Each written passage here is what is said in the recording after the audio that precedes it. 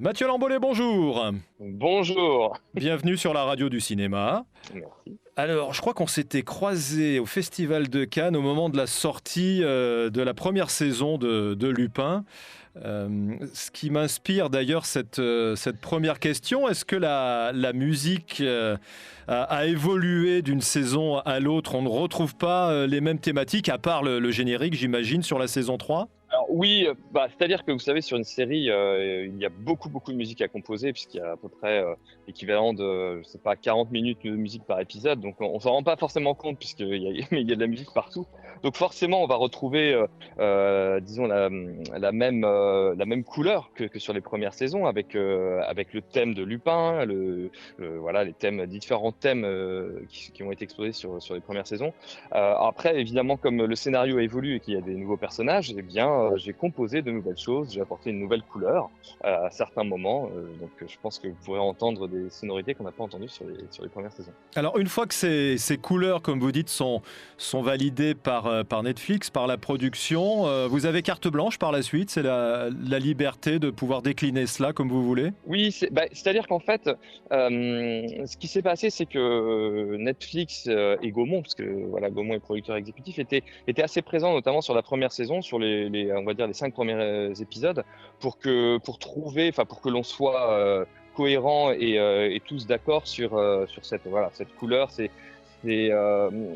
disons, ces thématiques différentes. Donc, on est parti sur ce côté assez grandiloquent, grandiose, avec de l'orchestre mélangé avec des rythmiques modernes, hip-hop, ce qui rappelle la couleur d'ailleurs d'un Arsène Lupin contemporain, mélangé avec des guitares, des clarinettes. Et une fois que tout ça a été validé, j'avais vraiment carte blanche, c'est-à-dire que je recevais les épisodes et libre à moi de faire des variations. Et ensuite, c'était validé limite on va dire par mail, un peu comme les monteurs, c'est-à-dire qu'on avait une liste de notes et parfois on me disait à tel moment il faudrait peut-être un peu plus de tension, mais c'est pas la même façon de travailler qu'avec un réalisateur qui lui est très présent et va vraiment être précis sur chaque scène. Là, c'est une grande liberté. Et alors, sur la saison 3, c'est la même chose. C'est-à-dire que j'ai proposé les différentes thématiques nouvelles, on va dire, c'est en fonction des personnages qui ont été validés. Et ensuite, j'avais carte blanche. Et après, c'était validé ou pas. Mais globalement, honnêtement, ça se passait très bien parce qu'on envoyait la musique et voilà. Et on avait des retours positifs. Contrairement à ce qu'on pourrait penser, est-ce que finalement la plus grande liberté ne se trouve pas pour un compositeur dans le cinéma? Parce on a entendu, on a diffusé la musique d'une zone à défendre. Là, il y avait beaucoup de liberté en revanche, hein. Alors une zone, ouais, alors à la fois il y avait de la liberté, mais de la contrainte. C'est-à-dire que Romain, bon, je le connais très bien, hein, Romain Cogiters, donc c'est le troisième film sur lequel je travaille avec lui. Donc j'ai même travaillé sur le scénario, donc on était en osmose tous les deux avant, et on s'est mis d'accord sur la direction à prendre. Et on en arrivait à ce mélange de viol de gambe et de batucada. Et suite à ça, même si on avait déjà le thème et les instruments, l'instrumentarium qu'on allait utiliser, Romain était très présent sur chaque scène. Et donc on y a beaucoup d'ajustements. C'est très précis comme travail.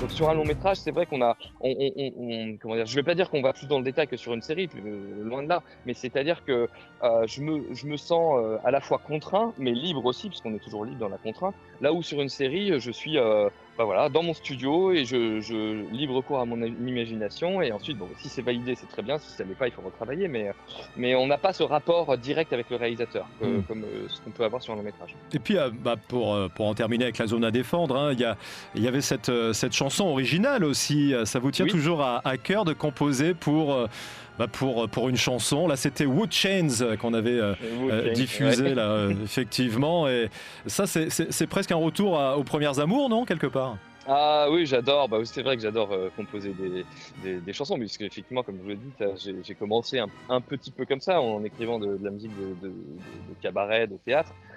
C'est vrai que c'est quelque chose que j'aime faire, puisque, disons, sur une chanson de générique de fin, on peut arriver à résumer, d'une certaine façon, tout le matériau musical qu'on a exposé sur le film.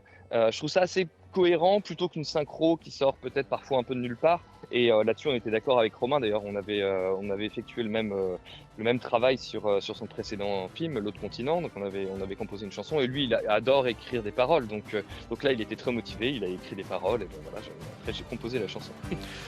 J'ai plus ou moins entendu dans de précédentes interviews que parmi vos compositeurs références, il y a Ennio Morricone, j'allais dire bien sûr. Bien sûr, bah ouais. Non, mais ce qui peut vous plaire en lui, c'est son côté expérimental, avec voilà, des sonorités parfois un peu étonnantes qui ont fait toute sa singularité, justement. Oui, exactement. Je trouve que d'ailleurs, il avait aussi une approche pas mal contemporaine, même il a écrit pas mal de pièces de musique contemporaine. Ce que j'aime, disons, c'est sa façon d'avoir des idées. Et quand on compose de la musique de film, alors on peut évidemment, l'idée principale, c'est de servir le film et de soutenir des émotions, mais à travers ça, on en est pas moins un compositeur à la recherche de nouvelles sonorités, de nouvelles idées. Et ce que je fais depuis quelques années, effectivement, c'est vraiment de réfléchir avant de composer, de pas forcément aller à l'instinct complet et te dire bon ben voilà, je vais faire une scène d'amour et je vais faire quelque chose qui va faire pleurer ou j'en sais rien. C'est d'avoir un cahier des charges, d'où l'idée, par exemple, on parlait de zone à défendre, d'avoir ce cahier des charges de la viole de gambe et de la batucada et on n'en sort pas, ou quelques pianos par-ci par-là, mais voilà. Et maintenant sur les films, j'essaye disons, trouver la singularité, la couleur et en essayant d'apporter quelque chose d'original. Un sujet qui est vraiment d'actualité, c'est la technologie qui a un impact croissant sur la musique de film, la musique en général d'ailleurs. L'intelligence artificielle sera votre allié ou votre ennemi? C'est une vaste question. Je pense que, comme toute découverte, il faut savoir. De toute façon, on peut pas aller contre l'évolution, voilà, technologique. Donc, il faut arriver à être intelligent avec ça. Et disons d'une certaine façon, les ordinateurs, on les utilise en musique de film. Et il faut les utiliser un peu comme des instruments et s'en faire des amis plutôt que des ennemis. Et je pense que l'intelligence artificielle sera peut-être de cet ordre-là. Alors, je ne parle pas forcément de demander à l'intelligence artificielle de composer un morceau, puisque bon, par curiosité, d'ailleurs, je suis allé sur quelques sites pour voir ce que ça donnait. Honnêtement, pour l'instant, c'est pas abouti. Mais je pense qu'il y aura certainement comment dire, des trouvailles qui permettent de donner une direction. Par exemple, je sais pas, ne serait-ce que bon, sans faire de pub, mais bon, moi j'utilise Logic Audio, hein, c'est pour être précis, technologique, et il y a dans Logic une fonction, par exemple, de drummer, ce qu'ils appellent le drummer, et donc ce sont des batteurs virtuels qui permettent de trouver comment dire, des rythmiques, des choses comme ça. Bon, alors il faut pas que ça devienne une fin en soi, mais disons ça permet tout de même quand on a une idée, d'explorer à travers ça différentes pistes. Donc voilà, donc je pense qu'il faut vivre avec son temps mais je pense pas que ça remplacera l'être humain, pas pour l'instant en tout cas. Mathieu Lambollet, une fois que cette interview sera terminée, nous écouterons en entier, parce que nous pouvons nous le permettre, les 9 minutes de la symphonie de Lupin, la version 2. Quelle est la place de ce morceau dans la série, sans rien dévoiler évidemment? Alors, sans rien dévoiler, alors vous voulez que je vous raconte l'histoire, c'est très drôle. Puisque donc dans la partie 2, il y a la version originale, donc la version originale, la version de la symphonie de Lupin, qui est à l'image, donc qui est sur la dernier épisode, sur la scène au Châtelet. Donc l'idée c'était de composer en fait une musique qui soit à la fois diégétique et extra-diégétique, donc que les protagonistes puissent entendre qu'ils assistent à un concert, donc une musique de concert, et à la fois qu'elle soutienne le discours. Donc d'où l'idée de réintégrer tous les éléments du langage de Lupin, c'est-à-dire le thème de Lupin en version symphonique avec des courses-poursuites et qui soutiennent l'image. Et il se trouve que j'avais composé la version 2, que vous allez certainement que vous allez diffuser après, dans un premier temps. Et donc c'est en fait la version originale, la vraie version. J'avais composé ce morceau et quand on a commencé à travailler à l'image et au montage, eh bien le réalisateur m'a dit écoute, je trouve que ça fonctionne pas, voilà, il y a des points de synchro qui fonctionnent pas, donc il faut recomposer une nouvelle version. Donc ce que j'ai fait, donc j'ai recomposé la version que vous entendez sur la partie 2. Donc là c'est la version originale, on va dire. Donc tout le début est différent, la fin est complètement différente. On retrouve des similitudes sur la partie centrale, sur les courses poursuites, puisque que j'ai réutilisé des éléments.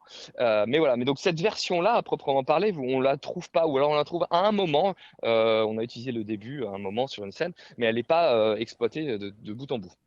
À quand remonte l'enregistrement pour Lupin 3? Ah, alors Lupin 3, c'était il y a un an, parce qu'il se trouve que nous avions déjà fini une première version. Parce ils avaient déjà tourné 7 épisodes, enfin 8 épisodes, je crois. Et il y a eu un revirement. La série était déjà prête finalement déjà il y a un moment, et ils ont changé des choses. Et donc il y a eu des retournages, et ce qui a engendré forcément une recomposition et d'autres montages musique par la suite. Donc disons, voilà, j'ai fini à peu près. Là, j'ai fini il y a 3 mois, mais la première version salve de composition a eu lieu il y a un an à peu près. Bon, dernière question, là, depuis un an et en ce moment, qu'est-ce qu'on peut dévoiler de l'actualité de Mathieu Lambollet? On peut dévoiler la sortie de Léna et l'Orchestre Enchanté, qui est un livre audio destiné aux enfants. Donc, c'est l'histoire d'une petite fille qui découvre un orchestre. Donc, c'est produit par Gallimard Jeunesse. Donc, peut-être pour les achats de Noël, c'est intéressant. Ouais. Donc, avec l'Orchestre National de France, enregistré à la radio. Donc, ça, c'est une très bel orchestre. Et je suis très content parce que j'avais pas mal de liberté, en tout cas, sur la composition. Donc, ça, c'est vraiment une œuvre scénique, on va dire. Ensuite, il y a toute la série de Toby Lowness, adapté du roman Toby Lowness, qui sera diffusé donc sur France Télévisions en décembre. Donc là, c'est 13 épisodes. C'est également pour les enfants. Et la musique, enfin, voilà, il y a beaucoup de musique et je me suis vraiment amusé. Et ensuite, là, actuellement, je travaille sur un projet. Alors, je peux pas trop en dire plus, mais disons un projet de film de genre, un projet américain. Ah, Voilà. ok. Eh bien, maintenant, on écoute la Symphonie de Lupin, version 2. Hein, voilà. Voilà. 8 minutes 57, je crois. C'est parti. Merci infiniment, Mathieu Lambollet. Et je vous remercie. À très bientôt. Au revoir.